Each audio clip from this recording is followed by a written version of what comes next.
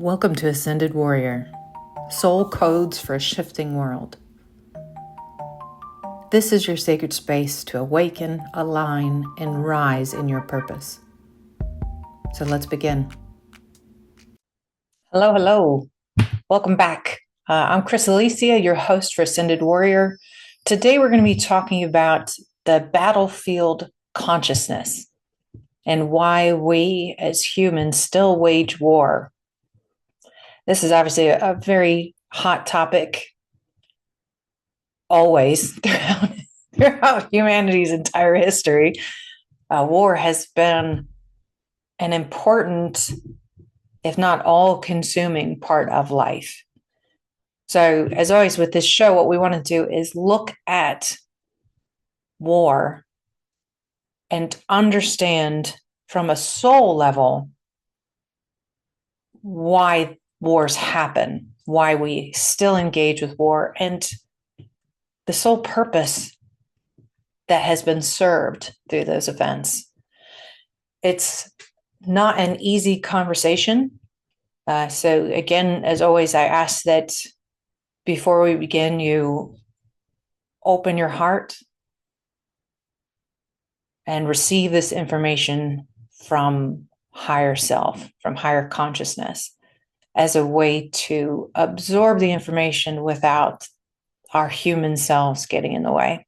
So some quick affirmations, just a real quick grounding. Just envision yourself stable wherever you're sitting, if you're driving, if you're laying down, if you're listening to this, watching this.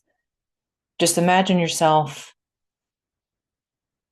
relaxing into the surface of your chair. Feel all fear and tension just releasing from the body. Feel your heart opening up, that beautiful emerald green energy just opening up. And our grounding affirmation today is I release fear. I choose clarity.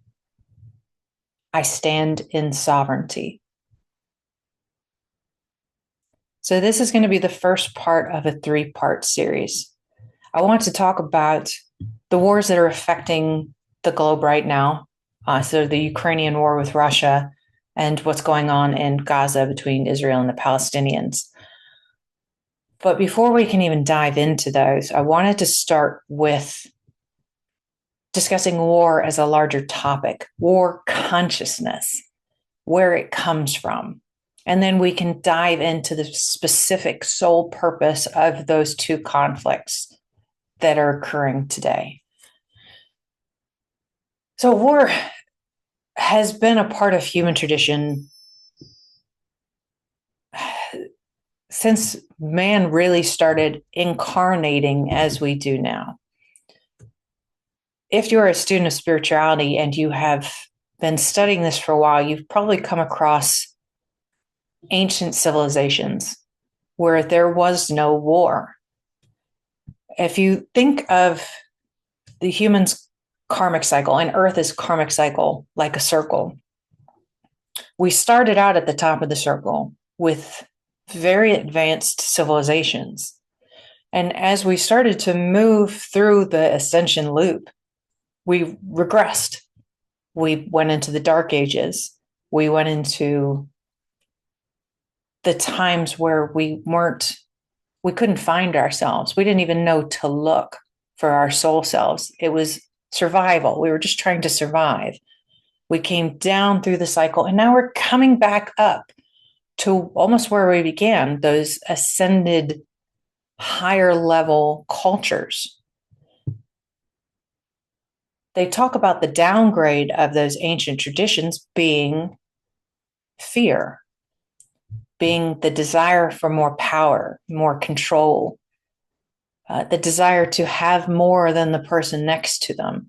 So those ancient civilizations started to degrade because of this diversity, this illusion that you can have more, that there's something else that you need, and that only you can have it because there's not enough for everybody.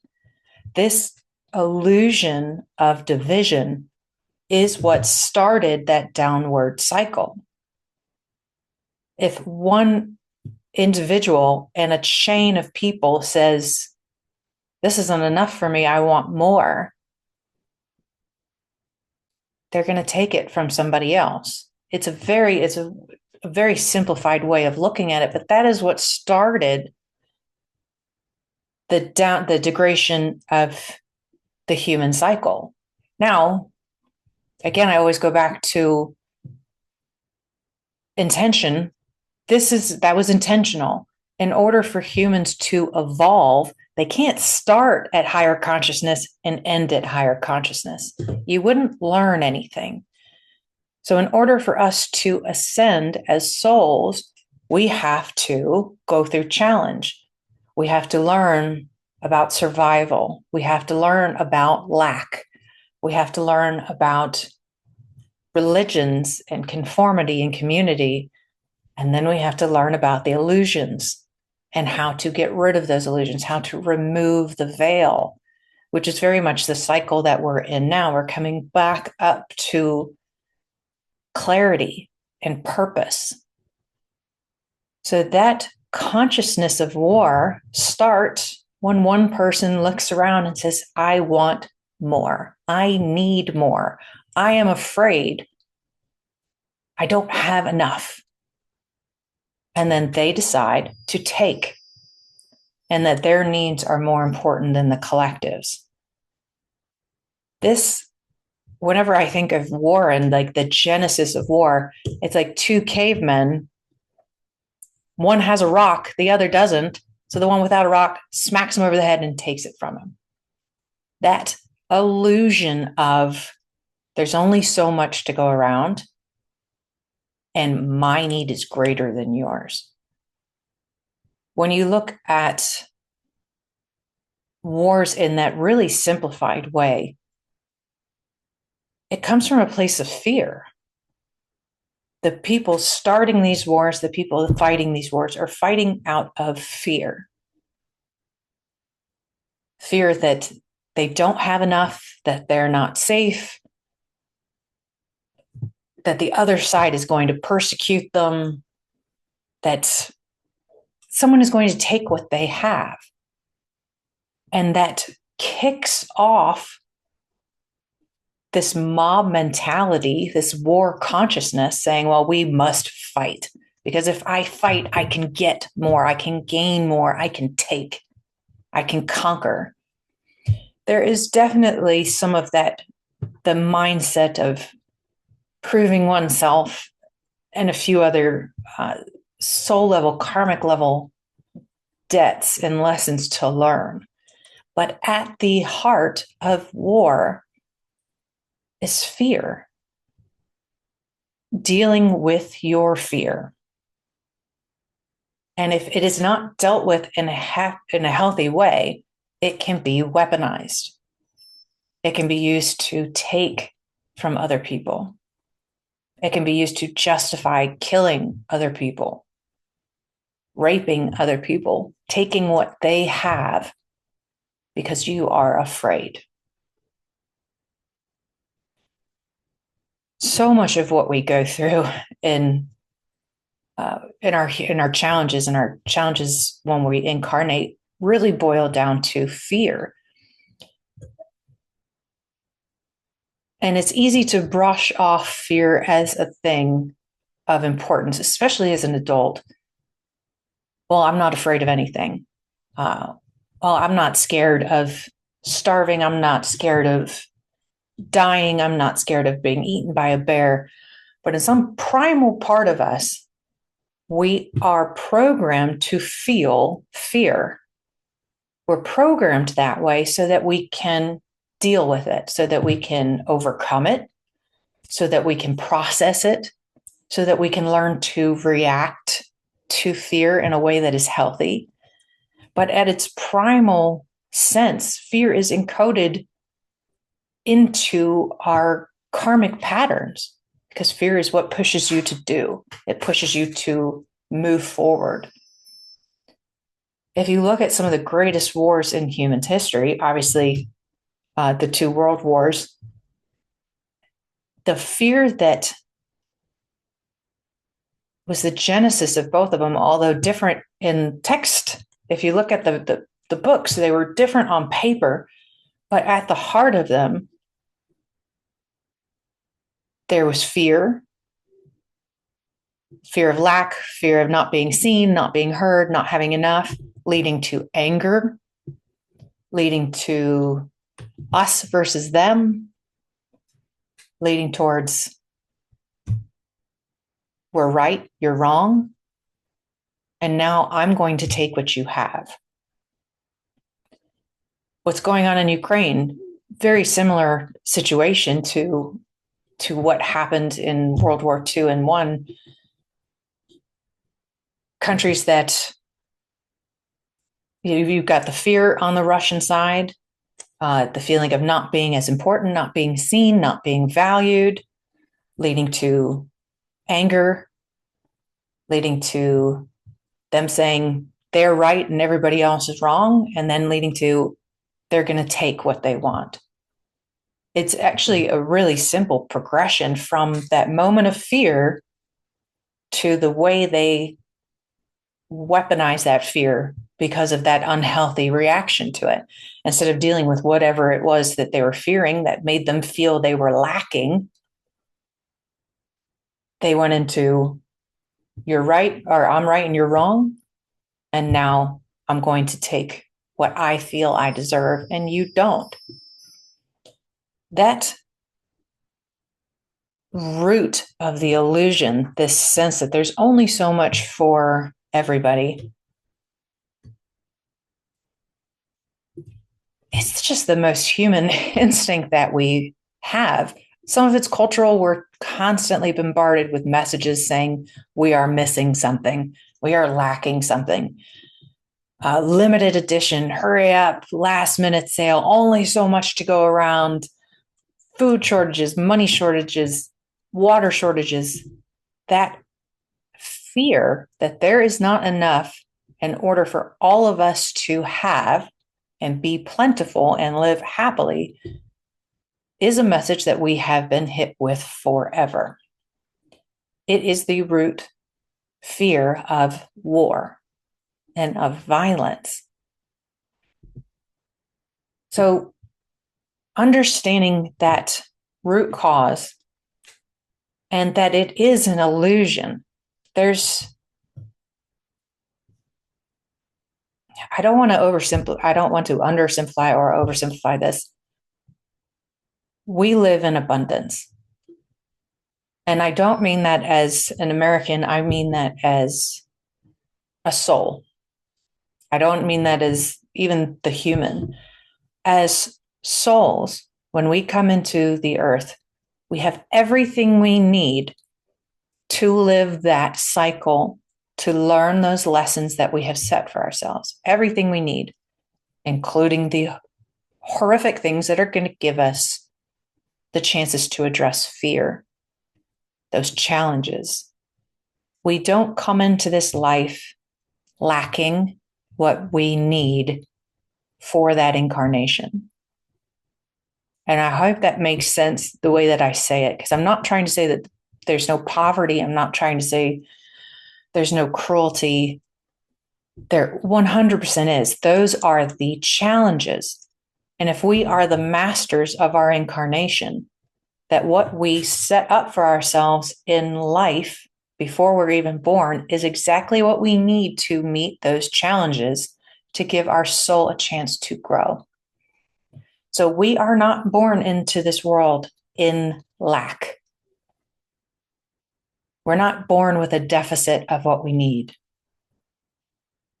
So that fear that we are in fact missing out, that we are lacking, that we are insignificant comes through experiences, through conversations with other people, through the media that we listen to, by seeing what other people have. And the funny thing about that feeling of lack is I'm very cautious to say we don't come into this world lacking because of those who do live in poverty and who suffer great physical challenges in that sense. But people who come in with all the money in the world still feel like they are missing something, that they are lacking, that they don't have enough. They don't have enough power. They don't have enough influence. They don't have enough money to feel secure that they have enough. It's a fascinating human experience. When you're in that human cycle, before you have woken up to the fact that you are a soul having a human experience, when you just feel human, you feel like you're missing something, that you don't have enough. I wonder how many people who are not awake or spiritual seekers can say with 100% honesty they have everything that they need. But if you were to ask a spiritual person, someone who has been on the path, who has practiced what they've preached, and ask them if they feel like they are lacking something, the answer is going to be really different. And just thinking about it for myself, I do still have fear of lack at times, not making enough money, not proving myself enough, not meeting my soul's purpose. Those are my human fears. Those are fears that are part of my soul's growth and challenge. I'm aware that they're there. I'm also aware that they're not real. I have everything my soul needs to do its journey. I am doing exactly what I need to do for my soul's journey. Those fears that I'm not doing enough, I don't have enough, that's just the human side talking to me. They could, like that little voice in your head that's telling you, oh, this is not good. Oh, I don't have enough. Oh, you're not good enough. That human part has to become like a separate entity. You know it's there, you know it's talking, but it's not real. What do they call it? Like the whiny little dog that's always yapping in your ear. Yeah, you're aware that it's there. I can hear it, but it will not control me. Because I am aware that that sense of lack, that yappiness is not real. It is an illusion. So why do we have to keep repeating this cycle? Why do humans as a collective keep repeating the cycle of war, of traumatizing people, of retaliating against war, which just inevitably incites more violence? We talked about humans having to go through this ascension process, and that I do feel is the heart of it. We have to learn what not to do. We have to learn that that sense, that fear is an illusion, and we have to learn it on a global scale. Right now, we have onesie twosies learning this lesson. And you have seen people pop up through history who were clearly light workers who had already awoken to this truth that fear is an illusion, that there is no lack, that there is no cause to weaponize your fear. And you see them pop up, these wonderful humanitarians throughout history. In spirituality, a lot of people call them ascended masters, people whose souls either ascended in that lifetime, they went through their entire cycle, they finished their karmic cycle, or souls that came to the planet having already ascended. Souls that had finished their karmic contracts and decided to come back to the planet in order to help others, to help other people ascend. And there are souls here on the planet at this time who have agreed to do that. Jesus Christ is a very famous ascended soul that everyone has heard about. Now, every religion gives him a different level, but they all recognize that he was a person and that he was a person of extraordinary consciousness. He knew who he was. He walked his path,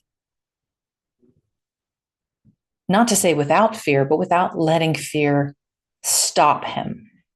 He didn't weaponize his fear. He didn't lash out when he was afraid. He walked his path, acknowledging that the fear wasn't real and that he was a soul having a human experience.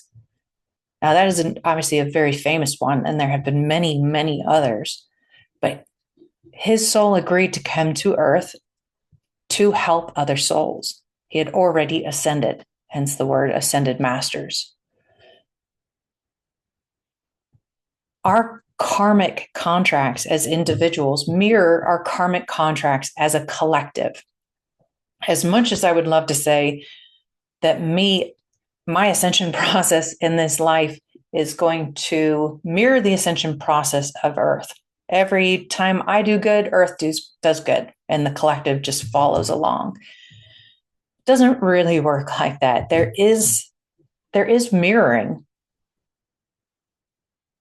but our souls and Earth's cycle and the collective cycle are all on different tracks. They are moving at the paces that they can. So if you're listening to this podcast, you are likely someone who is interested in spirituality. You're interested in the karmic process, incarnation, and moving your soul forward on its karmic journey. A lot of people aren't interested in that. I have a lot of family members that have zero interest in what I talk about, and they don't believe it. That's perfectly fine. That is the speed that their soul is moving in this life. It's not better or worse than mine. It's just their speed. They'll get to the end when they are meant to get to the end. I will get to the end when I am meant to get to the end. The collective, that one's a little more interesting. So if the way that I always envisioned this, the collective consciousness and how it evolves, and I saw this message or this image in a channeled meditation that I did. I was in meditation and I was asked to envision what the world looked like once it had reached the other side of its ascension, what humans looked like. And I remember breaking out in tears because the humans moved with each other. We moved with the earth. We moved, and I'm talking physical movements. We moved through space in this beautiful synchronized dance that was complementary and flowed with and moved around in this beautiful symphony of joy, of true happiness without fear. And I could feel the perfection in their movements. They were so comfortable in who they were. They were so aware of who they were, and they were aware of who the people around them were. They recognized the person moving around them was also a sovereign soul. And they honored them for their journey without having to say a word, just moving through the space, honoring and loving every individual for their sacred journey. And it was so stunning that I had to ask Spirit, how do we get there? As well, the vision made me feel so happy and so touched. It also made me feel fairly desperate because we're nowhere near that sense of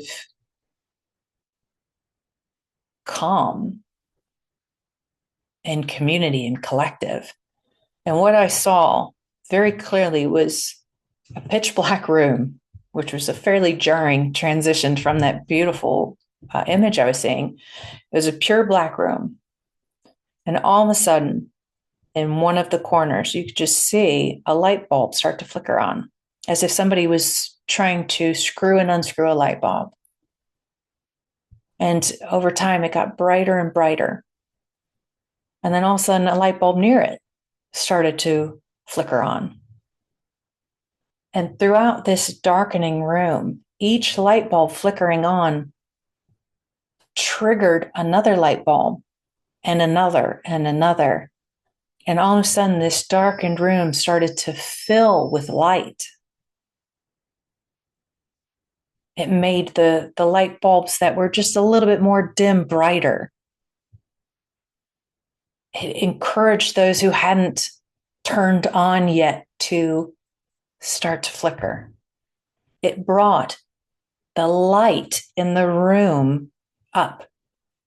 Each time the light bulb turned on, the room got brighter as a whole. That is the collective consciousness. So while our individual souls do journey at our own individual speed, as a collective consciousness, we can help accelerate the ascension of the collective. Because as we awaken, as we practice our spirituality, as we work on ourselves and deal with our fear and recognize our soul's journeys, our light bulb gets brighter. Those around us start to waken up, whether it's because they like our example or even the frequency of our energy triggers something in their energy to start to flicker. One light bulb was the start. One person waking up, realizing that they did not want to live in fear. They did not want to live in lack. And that they weren't humans with a soul. They were divine souls incarnated to have a human experience.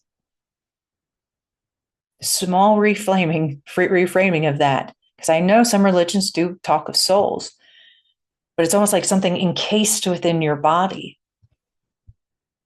I look at the body like an outfit. This is the outfit that I chose in this life. I've chosen many other outfits. This is the one I'm wearing today. It has nothing to do with how magnificent my soul is, how powerful my soul is. So you watching this episode or listening to this episode, your light bulb gets stronger. Your light gets brighter. And you can feel that light radiating out to the room, encouraging others to shine brighter, tuning their frequency on a cellular level just by being. This is not going out and having to do anything.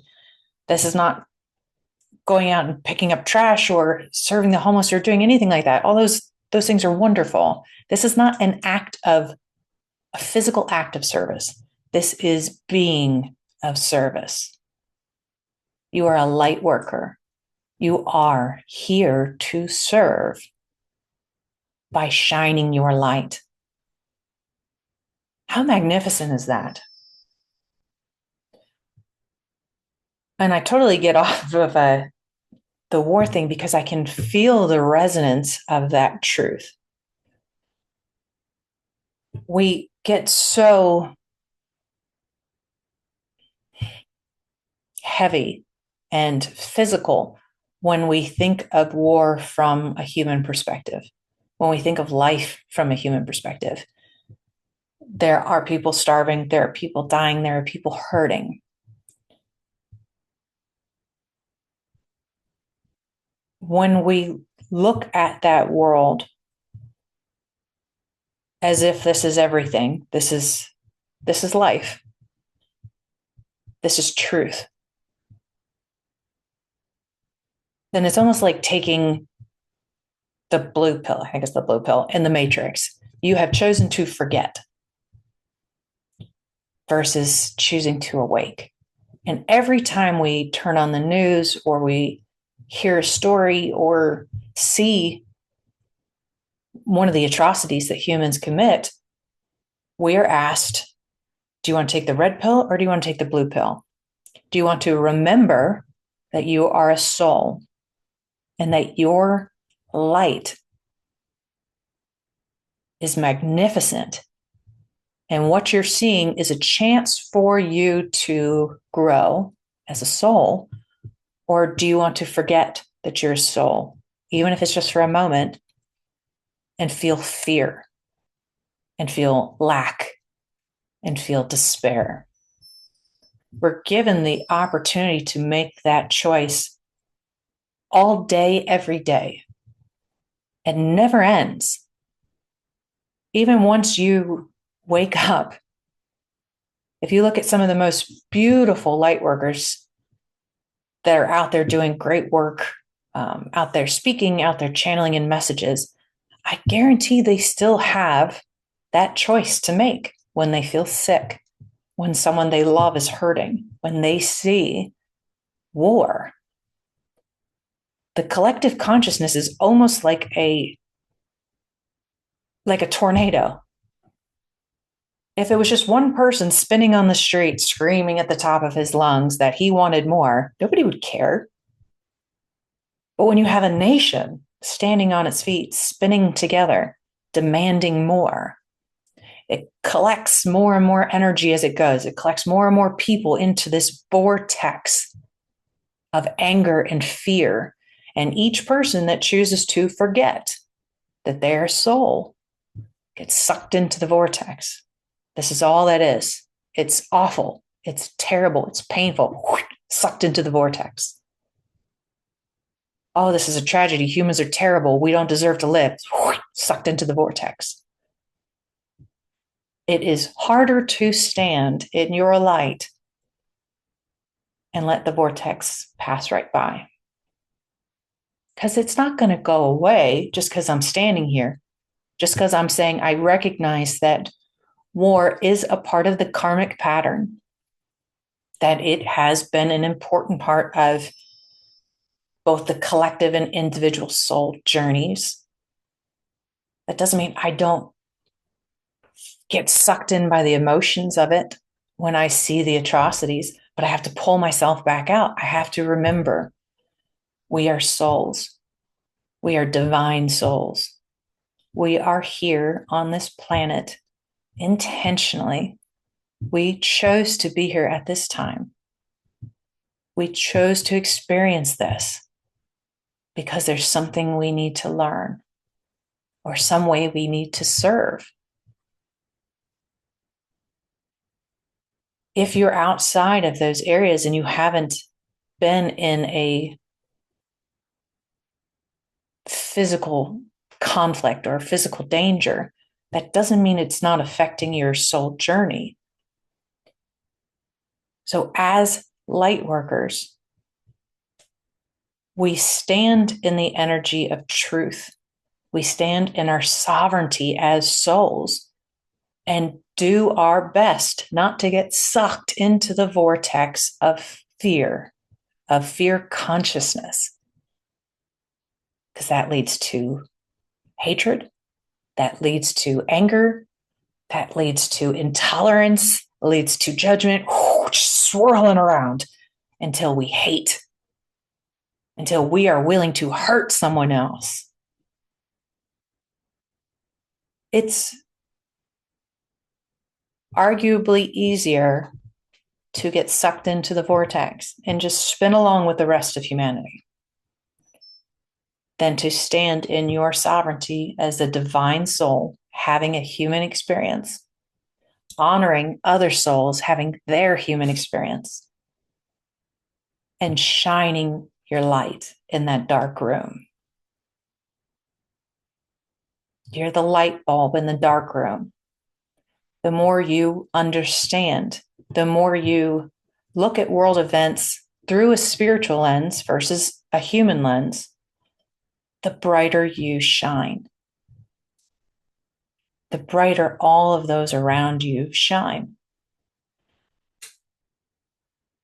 So the karmic roots of this energy, of war as itself, not to mention the wars that are happening now,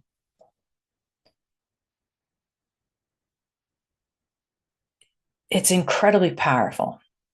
It's an incredibly powerful time. It's an incredibly powerful experience when you have that much vortex energy spinning and gaining traction. And then you can stand in your ground. It's like a war of the Titans. Each time the world has gone to war consciousness on a global level, the kindness, the peace, the light that can come out of the individuals is expanded, because it's such a polar, it's in such contrast to where war consciousness wants to take all of that energy. Think of a man standing in a field. Well, a tornado just spins around him and can't move him. He's got a soft smile on his face and his light is just expanding around him. And as he expands his light, that vortex just loses a little bit of energy, because more and more people are like, hey, what's the dude in the field doing? I want to go stand over there. I want to be like that. I want to do that. It pulls the energy away. It pulls the momentum away from the war consciousness. So each time we reach these global conflicts, the opportunities for souls to grow increases. And I hope I'm explaining that correctly. I know that's very convoluted, and I'm feeling messages from spirit even as I'm saying them. War at this time in humans' evolution as souls is still a part of our ascension process. We as a collective are clearly not ready to give up on the fear that then gets weaponized and turned into war. We are not moving too slow. And I want to say this very carefully. Our souls are moving at the speed that they are meant to. This is a divine timing thing. I want war to end. I want that utopia I saw in my meditation. We're moving there. We are moving forward. We are not moving backwards. We're moving at a speed that is not fast enough for me, but it is divine. It is exactly the speed that we are meant to be going. This is not Chris's world. I don't get to choose how fast the collective moves. But I can add my energy, shine as bright as humanly possible, as divinely possible, and help other souls shine more brightly, which will move us forward. As an individual, I have that power to move us forward. And so do you. So do each and every one of us, just by working through our fear, by meditating, by recognizing our sovereignty and recognizing the sovereignty of the other person, every other person, the people that you love and the people that you hate. Recognizing that just gets those light bulbs just start flickering. It's an honor to be able to do that for other souls. It is a gift. It is a gift you are giving. It's a gift you've been given. Because once upon a time, our lights weren't on either. Something came along and started to make us flicker, started to make us wake up, started to make us question if we wanted to live in fear. And then each time we asked a question, each person on the spiritual journey that we met just made our light brighter and brighter and brighter. Master energetic shout out to everyone who has influenced us in that way. For every soul that has come before us that started to light this room, because our souls are moving in the right direction. The collective is moving in the right direction. Now, I did have other notes on some of the consciousness of war and who it benefits and reframing it. But honestly, I don't want to go into that. Our role at this time is very clear as light workers. The fact that these wars are happening now while our souls are incarnated is intentional. It is not an accident. The more powerful we become in our own sovereignty, the less energy will be given to those wars. Our energy is more powerful than that. So as individuals, we make a difference. So when you see those things on the media, when you hear those stories, yes, feel empathy. Yes, feel compassion. Yes, feel fear. But work through that fear to remember you are a soul having a human experience, and so are they. And we are magnificent. We are light beings made of perfect energy. So envision that. When you're feeling that fear, shut your eyes and just imagine the physical flesh just drifting away, leaving behind it this beautiful light being whose energy just filters out to everything and everyone around you. You can see it just moving through their energy, influencing their energy, almost as if to come out and play, to come out and dance with you. It's going to sound a little funny, but one of the ways that I started doing this, I became aware of when I was going into fear, very specifically around work. I work with the Department of Defense. I'd been in the military, and I'd always worked in a male-dominated society. And it's a tough world to be in. It is. When I would start feeling defensive or angry or mistreated, especially in a meeting where I can't get up, I can't shut my eyes and envision being this light body, I designed a physical cue that would essentially do the same thing.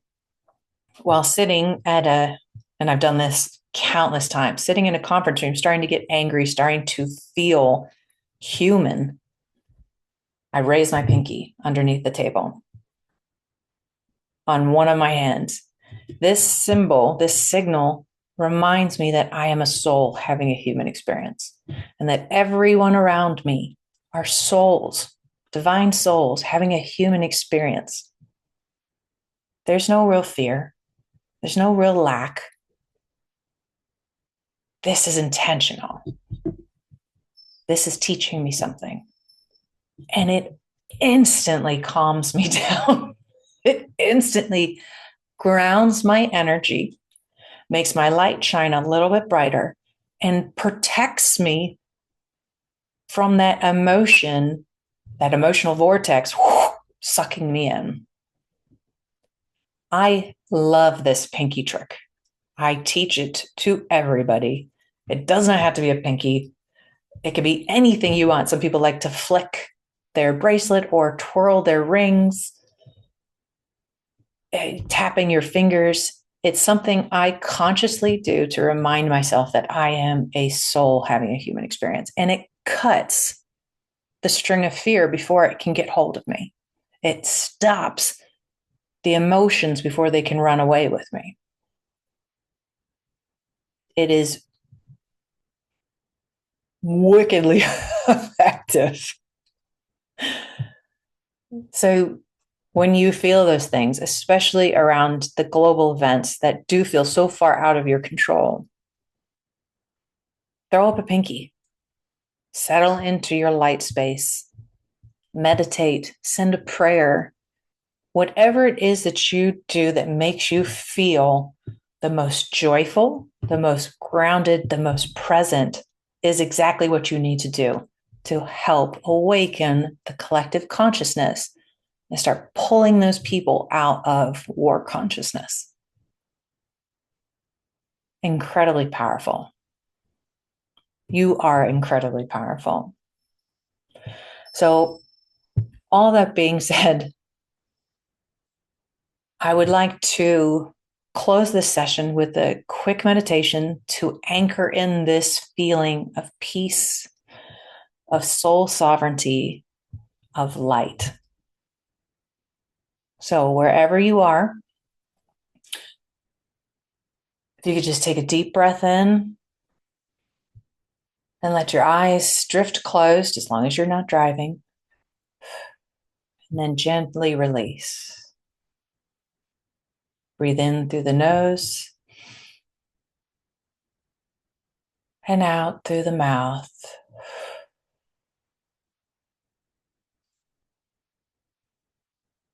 Feel your feet as they ground into the earth,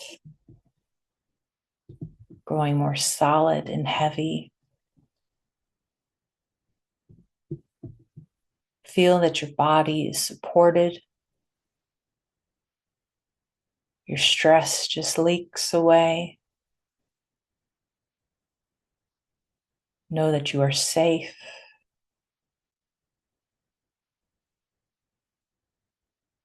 Know that you are present. Know that you are sovereign. Now imagine a golden light above your head. This light of divine source, eternal, pure, and free of fear.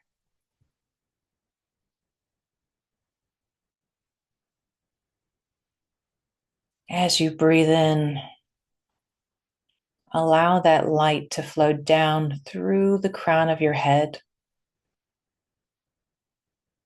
filling your mind, filling your heart, filling your whole being with peace.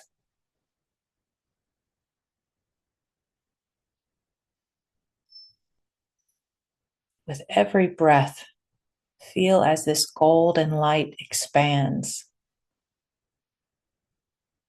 down your spine, through your chest, into your arms and legs, until you are glowing, glowing like a radiant pillar of golden light.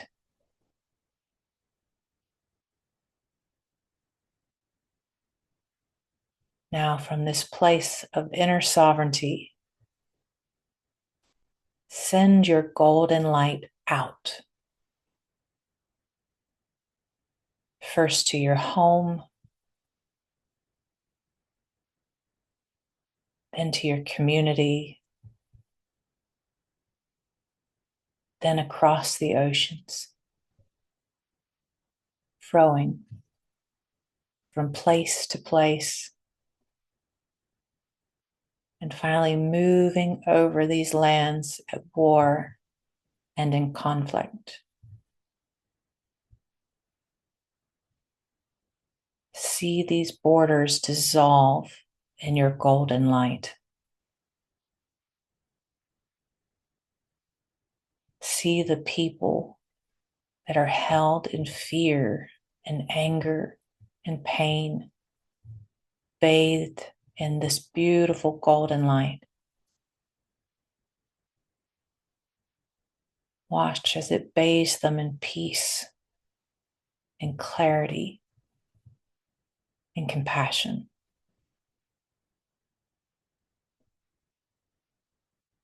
Whisper to them in your heart, you are magnificent. You are divine. You are free.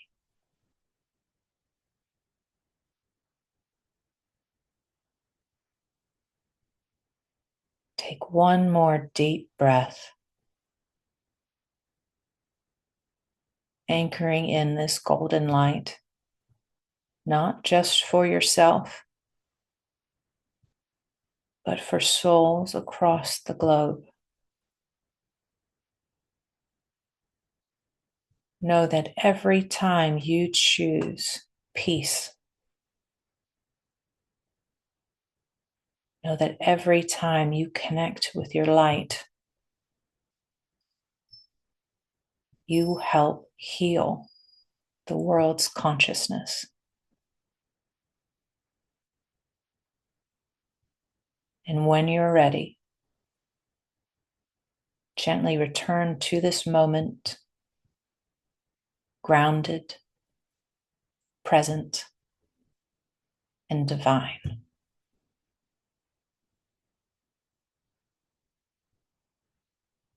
When you are ready, open your eyes.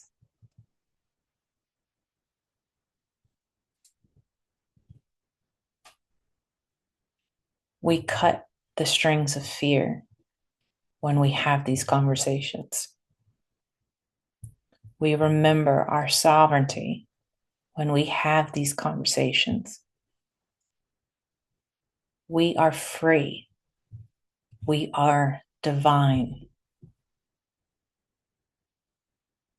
And fear has no place in this energy. I hope that this message resonates. I hope that you feel connected to the consciousness and to your sovereign power. If you liked this message, if you'd like to stay,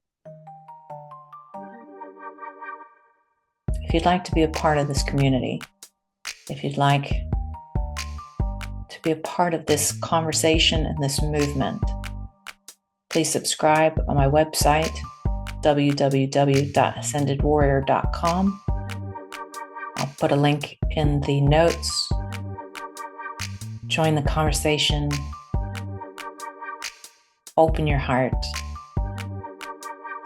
And let's start to turn on the light. Until next Thursday, light and love.